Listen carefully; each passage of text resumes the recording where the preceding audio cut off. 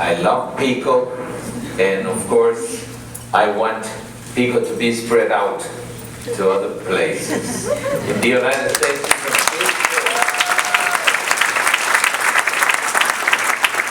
thank you for being here, and all of you, welcome, and I'm happy to be with you. When the President was introducing our meeting, he was talking about Saint Joseph as a dreamer. This is beautiful. You need dreams in your life, otherwise we are going nowhere. And one of the limits of this economic system we are living in is that it doesn't dream, only thinks in money and money and money and money and money. No dreams for the people, no dreams for the poor. This is why Pico exists. And this is why you are committed. I thank you so much for your testimony, because we need, you know, one of the problems of this system we are living in is that considers poverty only as figures, numbers. For us, it's very different. For us, poverty is concrete faces, concrete persons, with name and family name, with their age and with their environment, where they grew up and where they work, where they raise their families. This is the real poverty we have to overcome. And of course we can. And the first step is to be organized. Because alone we can do nothing. 46 million poor people. This is not just. This is not just. That's right. Okay, so we have to examine the causes of this, because the diagnosis is clear, 46 million.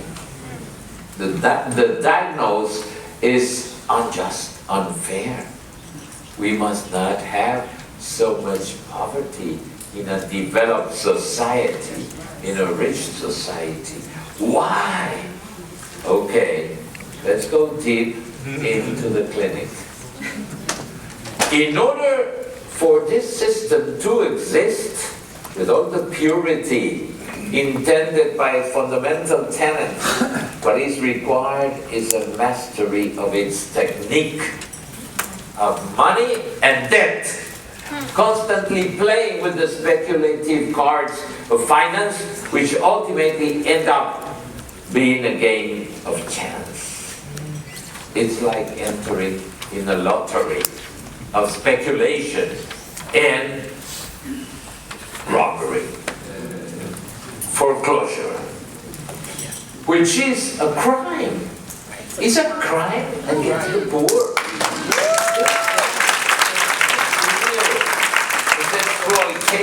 People have been working hard and then losing a house because a bank needs more earnings. This is not just, this is not fair, this is a system that is ill from the inside and needs healing, of course, needs healing. Without justice, you will not have social peace. When you have many of this, you know, unrest is the final cry of those who are not listened to.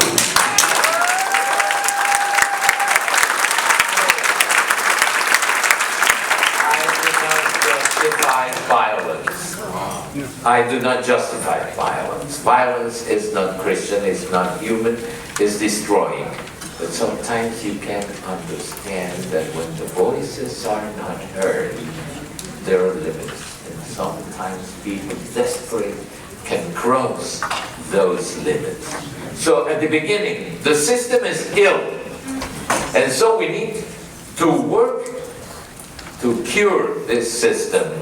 The main problem of capitalism is that it's centered in money and market, and not centered in the person, in the human person. So we cannot deny, like an umbilical cord between the absolutized market economy and the inequality that it causes. This is one of the sentences. Why inequality? First of all of us human beings are created the same, equal in rights and in every human privilege. We are equal, all of us. There is no distinction in creation, in color of the skin or other distinctions. No, we are created equal. And being children of one God, all of us are brothers and sisters. Fraternity will never come from market, from World Bank, from Wall Street. Never. Fraternity is only coming when we recognize we are children of God. And when we recognize that, we recognize that all of us are equal, all of us have the same rights, and we have to respect one another and love one another. And this is missing now in our society due to this kind of system that has many illnesses. One of the illnesses is called indifference. And Pope Francis is clear, very clear, talking about, I don't want globalization of indifference. Am I the guardian of my brother? Yes, you are. All of us are. Because we are created in order to take care of our brothers and sisters, to take care of our neighbors. It's the second commandment of God. Love your neighbor as you love yourself. My friend Antonio has been suffering because he never could find a job according to his preparation or to his family. But who cares? Indifference. This is really sad. Once I was talking to a group of entrepreneurs. There is a society, international society of Catholic entrepreneurs and Christian entrepreneurs. It's called UNIAPAC. Has the origin in Belgium. And I was discussing with them who were arguing against what the Pope said about economy in Evangelii Gaudium.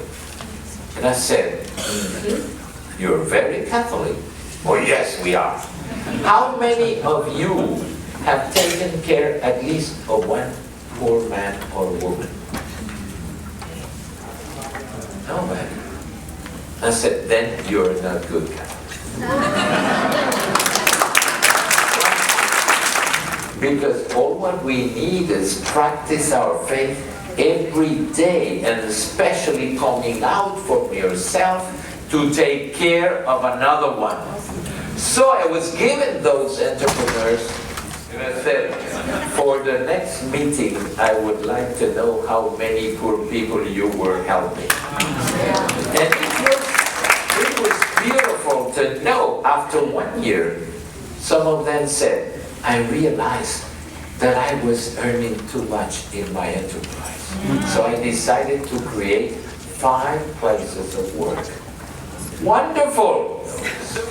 I recall a parish in Brazil where the pastor said, every Sunday we are praying for the poor. But how many poor people do we have in the community? Nobody knew. Nobody knew. They were not asking. They felt that only praying. In general, they were fulfilling their duties. So the pastor said to them, a commitment. The next week, you will tell me how many poor families live in your neighborhood. It was a middle-class neighborhood. But they found 15 families that lived in real poverty. And then the pastor said to them, is it possible that between 1,500 families we cannot help 15 families coming out of poverty? These are the concrete actions we need to take. Many times we do not know reality because of what one of you were saying, individualism. Many times I listen, the American society is very individualistic. Could be a quality, but could be a big defect. Because to be individualist is not a virtue unless you take care of your neighbors. You take care of the gospel that tells us that we cannot live with the syndrome of Cain. We cannot. So you were asking me what the church can do to alleviate poverty, to be united, to form communities of faith like people, and to take concrete action. Concrete action. This is for me the future.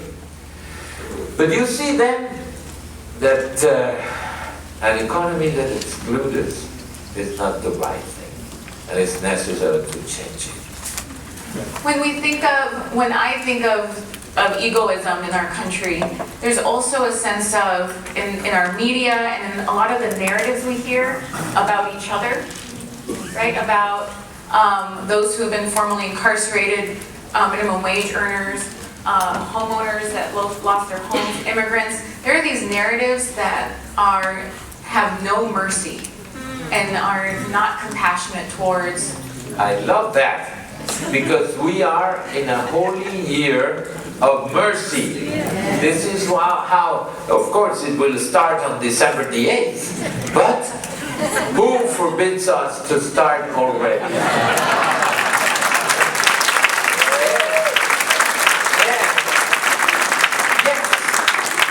Mercy is needed, and we have to be a Samaritan church. It means the model is there, is clear. That poor man who was a victim of thieves in the gospel is the poor man or poor woman that now is victim of the work chiefs or entrepreneurs. Those who are giving work and are not paying, not even the minimum wage. Those are the thieves. Those who do not consider social justice as a duty of their faith and live peacefully, asleep, not listening to the voices of those who suffer. This parable is powerful, powerful. Look what the Good Samaritan, look what the priests did, or the Levites did. Just avoiding. I don't see. I don't suffer. We have in Spanish a phrase that says, ojos que no ven, corazón que no siente. This happens a lot of times. They don't like to see because they don't like to feel. Yeah? But it's necessary to see, to have compassion. This is compassion. Compassion is not only, how do you say in English, lástima? Pity. Compassion is more than simple pity. Pity can be a good feeling and even take you to tears. But after that, see ya. No problem. No, compassion is to feel with. This is the meaning of the Greek word. Compassion. And we need compassion. That Good Samaritan, what he had was compassion. Because he said, it's not only a matter of cleaning the wounds and trying to stop the hemorrhages or put bandages. No, it was more than that. He was putting the poor man in his horse and took it to the place where he could rest and said to the man, please take care of him. When I come back, I will pay you. Who is doing that nowadays? Who is doing that nowadays? Pay me first, and then I will do it. These are lessons we have to learn about the gospel. The gospel is not for the past. is for now, and it's powerful if we put it in practice. Yes. We need to, and we need to conversion. We need conversion. We need to be converted to be all of us good Samaritans. Not only those who, okay, I am poor. Be careful. Nobody is so poor that has nothing to share. As nobody is so rich that has nothing to receive. All of us, life is made by these two ways, highways. You know, let me tell you, I have nothing against politics or against politicians, but I have something against those who do not make politics in the right way. This is the problem. We need, because the only language that politicians understand is called votes. The only language they understand. So when they will know, if I don't do this, I will miss 2 million votes. No, you're my friends, I understand you. But let them not to convince you only with words. We have to see deeds, actions.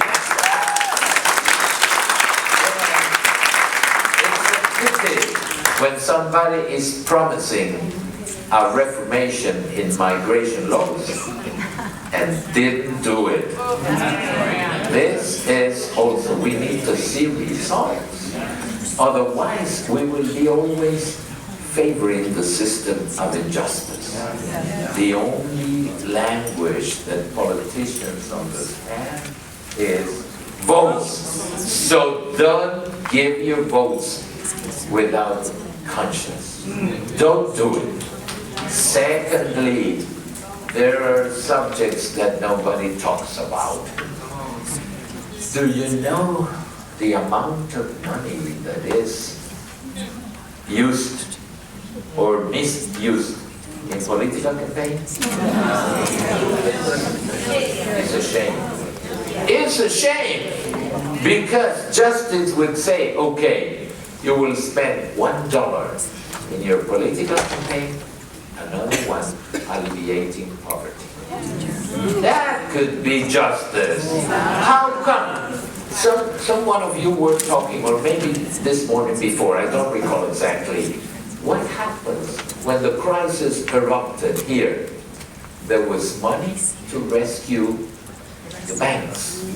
There was no money to rescue the poor. This is what happened.